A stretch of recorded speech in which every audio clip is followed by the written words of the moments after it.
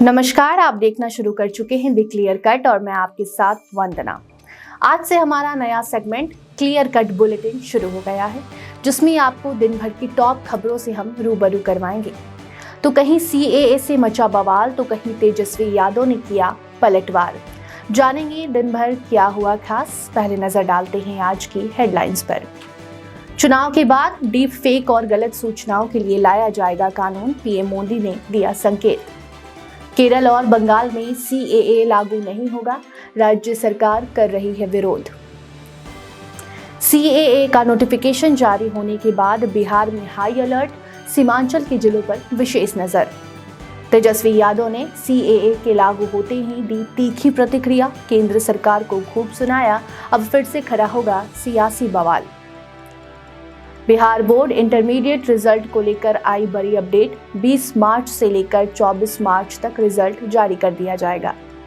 बिहार को पीएम ने दी 2 नए वंदे भारत की सौगात, ट्रेन को दिखाई हरी झंडी। बीजेपी का 8 राज्यों की 100 से ज्यादा सीटों पर मंथन, 1-2 दिन में आ सकती है उम्मीदवारों की दूसरी लिस्ट। पड़ोसी देशों से आए मुसलमानों को सीएए में क्यों जगह नहीं मिली, सरकार ने वजह बता दी है। लेडी डॉन के हाथों में सजी मेहंदी, काला जठेरी संग आज 7 फेरे लेंगी अनुराधा। कोरोना ने बजाई खतरे की घंटी, दिल्ली सहित बिहार में भी बढ़े मामले। अब खबरों को विस्तार से जानेंगे। तो चुनाव के बाद डीप फेक और गलत सूचनाओं के लिए केंद्र सरकार सख्त कानून लाएगी। केंद्रीय आईटी मंत्री अश्विनी वैष्णव ने डिजिटल प्लेटफॉर्म फेसबुक की कंपनी मेटा, गूगल, अमेजॉन और माइक्रोसॉफ्ट सहित अन्य कंपनियों को फटकार लगाई है। उन्होंने कहा है कि प्लेटफॉर्म पर जो भी कंटेंट पब्लिश होते हैं उसका ध्यान रखा जाए। कंपनी की जिम्मेदारी है समाज और लोकतंत्र को नुकसान पहुंचाने वाली कोई भी गलत जानकारी ना फैलाई जाए। केंद्र सरकार डीप फेक और गलत सूचनाओं से निपटने के लिए चुनाव के बाद कानून लाने जा रही है। केरल और बंगाल सरकार ने सीएए का विरोध किया है। पश्चिम बंगाल की मुख्यमंत्री ममता बनर्जी ने कहा है कि अगर नागरिकता संशोधन कानून को लाया जाता है तो किसी भी हाल में वो चुप नहीं बैठेंगी, इसका कड़ा विरोध करेंगी। इसी के साथ केरल के सीएम पिनाराई विजयन ने भी अपना स्टेटमेंट दे दिया है और कहा है कि सरकार से वो कई बार कह चुके हैं कि अपने राज्य में सीएए वो लागू नहीं होने देंगे। जो मुस्लिम लोगों को नागरिकता नहीं देगा उस कानून को केरल में लागू नहीं किया जाएगा। इस कानून के विरोध में पूरा केरल एक साथ खड़ा हो जाएगा। देश भर में सीएए का नोटिफिकेशन जारी हो चुका है, जिसके बाद कानून के खिलाफ विरोध प्रदर्शन भी जारी है। वहीं बिहार के सीमांचल इलाकों में हाई अलर्ट किया गया है। आपको हम बता दें कि अलर्ट जारी करके बिहार के सभी 38 जिलों के पुलिस प्रशासन को सूचित किया गया है। पुलिस के द्वारा फ्लैग मार्च करने की तैयारी भी की गई है। सीएए लागू होते ही कई नेताओं की प्रतिक्रिया सामने आ गई है। बिहार में एक तरफ जहां जदयू, भाजपा, हम और लोक जनशक्ति पार्टी ने इसका स्वागत किया, तो वहीं राजद और अन्य विपक्षी पार्टियों ने इसका विरोध जताया है। राजद नेता तेजस्वी यादव ने सीएए के लागू होते ही सोशल मीडिया एक्स पर लंबा चौड़ा पोस्ट किया और केंद्र सरकार को घेर लिया। तेजस्वी यादव का कहना है कि मेन मुद्दे से ध्यान भटकाने के लिए केंद्र की मोदी सरकार ने सीएए लागू किया है। बिहार में इंटर की परीक्षा में 13,04,352 परीक्षार्थी शामिल हुए थे। ऐसे में इस बार भी बिहार बोर्ड की पूरी कोशिश है कि रिकॉर्ड समय में इन नतीजों को जारी कर दिया जाए। 20 मार्च से लेकर 24 मार्च तक रिजल्ट जारी कर दिया जाएगा।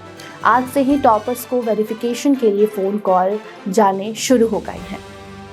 बिहार को आज 2 वंदे भारत की सौगात मिली है। बिहार के लिए जिन 2 वंदे भारत एक्सप्रेस को रवाना किया गया है उनमें पटना लखनऊ, पटना के अलावा पटना न्यू जलपाईगुड़ी एक्सप्रेस शामिल किया गया है। इसके साथ ही रांची से वाराणसी के लिए भी वंदे भारत ट्रेन जाएगी, जो बिहार से होकर ही गुजरेगी। इन ट्रेनों को नरेंद्र मोदी ने हरी झंडी दिखाई। संभावनाएं जताई जा रही हैं कि बीजेपी लोकसभा चुनाव 2024 के लिए प्रत्याशियों की दूसरी सूची जारी कर सकती है। इससे पहले भाजपा ने सबसे पहले 195 नामों के साथ पहली लिस्ट जारी कर दी है। बीजेपी कैंडिडेट्स की दूसरी लिस्ट को लेकर प्रधानमंत्री नरेंद्र मोदी, केंद्रीय गृह मंत्री अमित शाह और पार्टी अध्यक्ष जेपी नड्डा की मौजूदगी में पार्टी की केंद्रीय चुनाव समिति की बैठक भी हो गई है, जिसमें 8 राज्यों की 100 से ज्यादा सीटों पर चर्चा की गई, जिस दौरान मध्य प्रदेश, महाराष्ट्र, गुजरात, कर्नाटक, बिहार, हिमाचल और चंडीगढ़ की सीटों पर विचार विमर्श किया गया। दिल्ली स्थित बीजेपी हेडक्वार्टर पर 4 घंटे तक ये बैठक चली। देश में CAA लागू होने के बाद मुसलमानों को इस कानून में जगह क्यों नहीं दी गई, ये सवाल है। इस सवाल का जवाब केंद्र सरकार ने दे दिया है।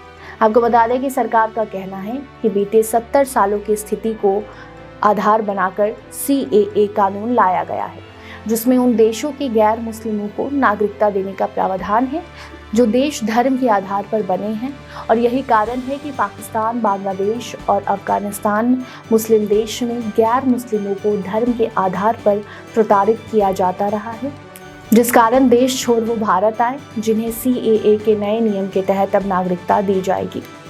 दिल्ली हरियाणा के कुख्यात गैंगस्टर काला जठेरी और लेडी डॉन मैडम मिंज यानी कि अनुराधा चौधरी की आज शादी है। मैडम मिंज के जिन हाथों में पहले हथियार हुआ करते थे, आज उसी हाथों में अनुराधा ने मेहंदी लगाई है। अनुराधा ने दोनों हाथों पर अपना और संदीप उर्फ काला जठेरी का नाम ही मेहंदी में लिखवाया है। बता दें कि तस्वीरें सामने आ चुकी हैं। इस शादी को लेकर कार्यक्रम स्थल को 4 राज्यों की पुलिस ने किले में तब्दील कर दिया है। शादी द्वारिका के संतोष गार्डन में होगी। दुल्हा बना कुख्यात अपराधी काला जठेरी हाथों में हथकड़ी लगाए शादी करेगा और फिर तिहाड़ जेल में चला जाएगा। सीजन में बदलाव के साथ ही कोरोना ने अपना असर दिखाना शुरू कर दिया है। दिल्ली में अब कोविड के मामलों में इजाफा शुरू हुआ है। डॉक्टरों का कहना है कि भले पैनिक वाली स्थिति नहीं है, लेकिन एक हफ्ते से कोविड के मामले बढ़े हैं। वहीं बीते दिनों बिहार में भी कोविड के मरीजों की संख्या जब 50 के पार जाने लगी तो डॉक्टर्स ने लोगों को अलर्ट कर दिया है। आपको भी सचेत रहना है, सावधान रहना है। तो ये दिन भर की खबर आप द क्लियर कट बुलेटिन में देख रहे थे। धन्यवाद।